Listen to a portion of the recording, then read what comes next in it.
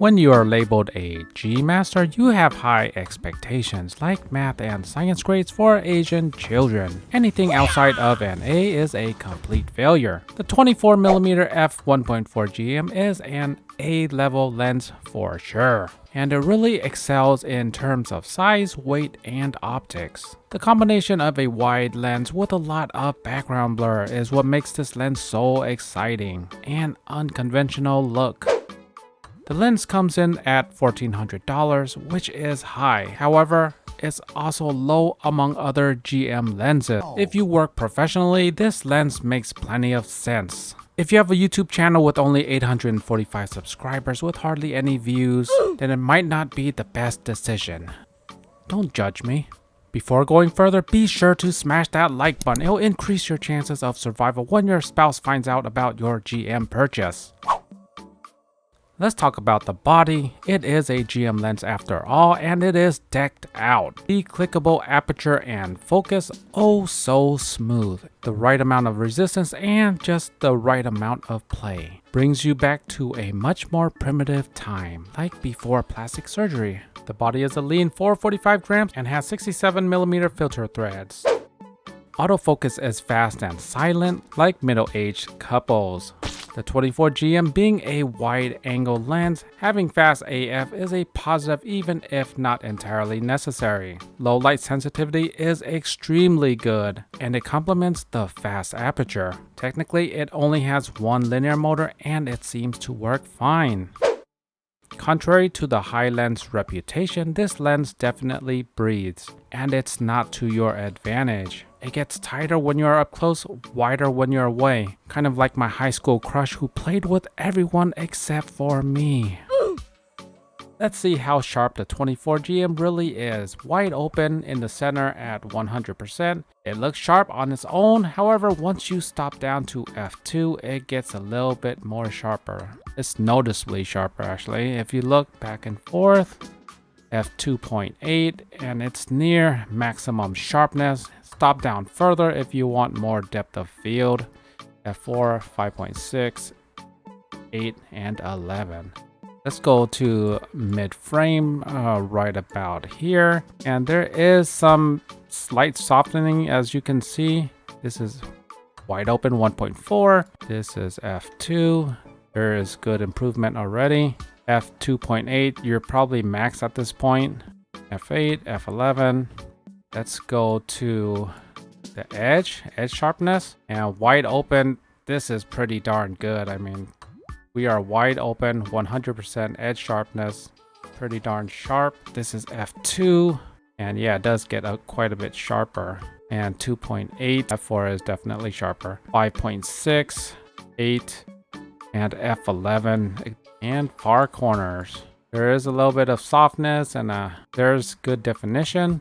f2 once again very sharp. 2.8, 4, 5.6. It's essentially the same, exposure slightly off.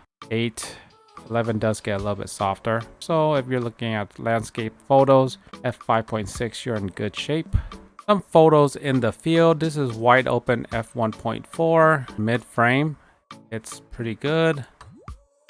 Edge, and it's good on the edge as well. What it look at? This is 4.5 on 24, and it looks like there's sharpening added, but I assure you it's not. This is straight out of camera. And here we have f1.4 wide open. Let's go look around here. 100%, and you can see that the leaves, fine detail, it's all there. This is the far corners right here. This is around the edges. It's fairly well defined. You're in good condition with this lens wide open. The bokeh of the 24GM is dreamy for the first few times. Then you start to get accustomed to it. However, you still yearn for it. And it never stops being good, similar to alcohol. It doesn't get tripped up easily, and the only flaw is that it has Bokeh CA. Let's take a look at LoCA. This is one of the weak points of this lens, the Bokeh CA. As you can see right here, the purple and greens, this is on the test chart. Wide open, stop down to f2. It's still a little bit there. f2.8, it's mostly gone, essentially gone at f4. All right, this is a good sample because these bars are out of focus. So as you can see, there is a bit of purple right here. It's not very noticeable in this photo. Take a look at this one. This one does have this pole in the foreground, and you can see there is a bit of purpling going on right here. So this lens has a little bit of LoCA. It's not perfect. We're revisiting this test chart for chromatic aberration. It's pretty minimal. You can't see much purple fringing going on. There is a tiny little bit. It's not very extreme. You probably won't see it in practice.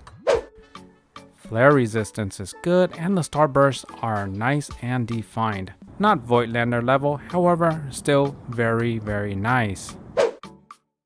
Let's check out the vlogging ability. Please excuse the resting face. I was born this way, and this will be quick. It can be a tad tight using active stabilization with my T-Rex arms. Only you can decide if this is acceptable or not. I think it's fine and looks better than pointing something really wide, really close. With a small extending tripod, it looks better. However, you need good arm strength to make this work. And my arms have the strength of a 70-year-old grandma. Definitely not monkey strength. Final thoughts, the 24GM is a very useful and dynamic standard prime. The distortion is your friend, central framing is your friend, bokeh is your friend. I don't really believe there is a one and done solution when it comes to lenses, because that's never been my experience having owned many lenses over the years. However, with the 24, I abuse it a lot and it keeps delivering just like family.